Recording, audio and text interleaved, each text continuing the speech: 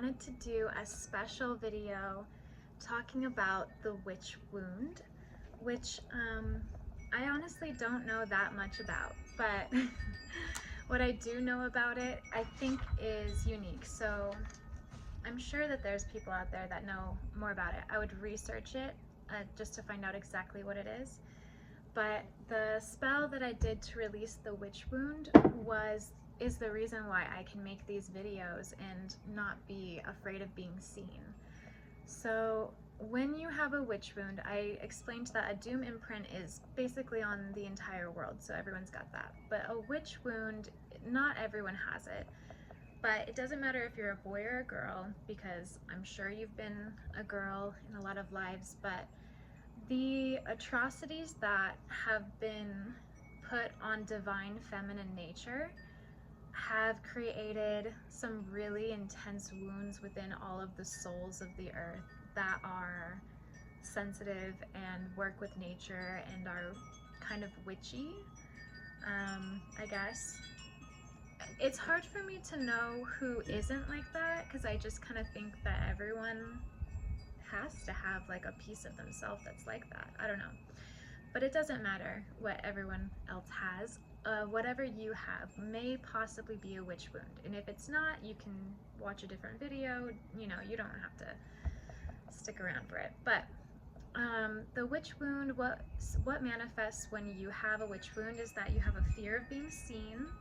You're afraid of your own power. You second guess the things that you see. Like, let's say, oh, I want that. Or like, oh, I like this. And it's just like a smell or a scent, and it's probably something that you need or someone that you're around that you love needs. It's like you're always sensing things for people, but a wound of that will happen where you just don't believe yourself. And I think a lot of the time that manifests in like autoimmune diseases. A lot of the autoimmune diseases I think are suppressions, because our world has focused on the divine masculine so much, and the divine feminine is like non-existent. It's gone. No one likes to hear about goddesses. They think it's bad. They're like, oh no, it's bad.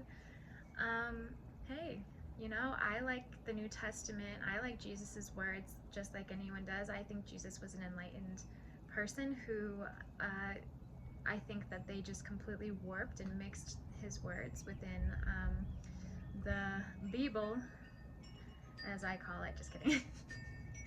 But really, I mean, like, there's some good stuff, but how much the mistranslation is just took all of the divine feminine out of it. And if you take divine feminine out of stuff, there's no balance. And I wanted to say that in the soul video too. You need to balance yourself. And so let's say, like for me, I think I'm lean more towards feminine because I have more feminine souls within me. So like my balance though, I do need to gain and focus on my masculine energies, because how it's manifested and developed for me in this world is that I kind of just reject and escape things that I don't resonate with. Like I'm just kind of like, okay, living in la la land. I just continued living in la la land because I was like, whatever, I'll just like talk to the spirits in my mind. Like, it doesn't matter. But that's not what I need, because in this life I need to be more responsible. I need to lift myself up. I need to make a purpose for myself. I need to believe myself, and I need those actions that are masculine actions to balance my feminine energies within myself. And then what I was saying, when I brought in like the animals though, like my cat just barely rubbed against my leg, and you know, with animals, I think that they can lean masculine or feminine, but I don't really, I mean, it's not really like their focus. There's something really grand and special and unique about each species of animal and the beautiful traits that they bring to the table. I was told by my angels that I've been a bird a lot because I resonate with that. So I think that when we need to take breaks, or like when our soul just needs to regenerate, I think sometimes we're just like, and we go into animals. In my Akashic records, I'll tell you the impression I was under, just so that you can understand where that idea comes from. In my Akashic records, when I had that there was just this big grand vision, I went to Egypt, and after the vision of the Akashic records, I died and I became a snake. And being a snake was like gorgeous. Like I was slithering, everything looked purple and pink, and I felt amazing. Like I didn't have sadness, I didn't have worry, I was just like movement. I was movement and I was energy, and it felt good. And then eventually someone killed me and ate me, but I felt myself feeding them and them digesting me, and it felt amazing. It's like giving back in a cycle of spirit forms. You go into that, you feed, and the cycle begins, and it makes energy and life force come back to you after you're done with this life, and then you go and you do those things to sustain other life, and it builds up your life because it's all a cycle. So there's that thought. But so with the witch wound, I wouldn't have believed myself, and I wouldn't have made these videos, and I wouldn't have been able to like talk about anything or want to be seen, which is so silly. I mean, the first couple videos that I did, I had like beans in my teeth, and my angels were like, they just wanted me to leave it because they were like, you don't need to worry about how you look, you don't need to worry about anything. You just give your message and you let that witch wound release. So I have 2 past lives that I remember where I was treated poorly for being a witch, in their opinion. The first past life, I was ordered by a king to marry this man, and then once I was like, didn't know whether he'd be good or bad. My friend, who usually is my friend, who I always have this connection through every soul, we end up being like sisters or partners in some way, but it's usually a pretty platonic type of thing. I don't know. So she warned me about this guy and what was going to happen, and I just didn't know what to do. I think my mom was kind of like leading me towards the arranged marriage. I don't know.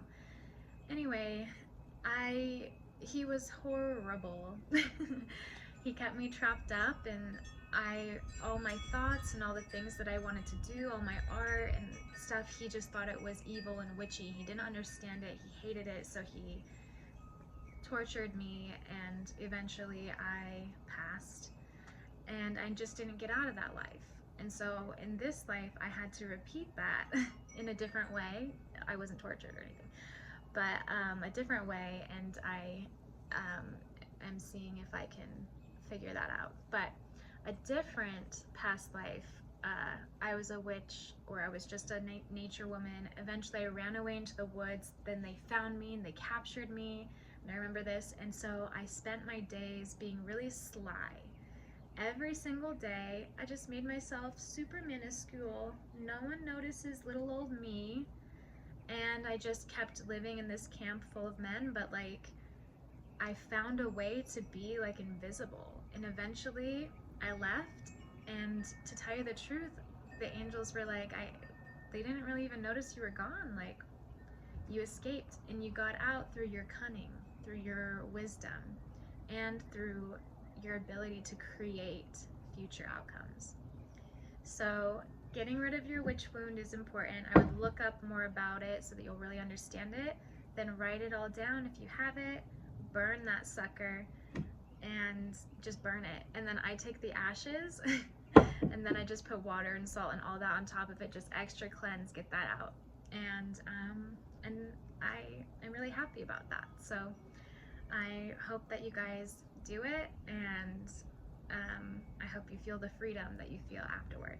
And have a great day.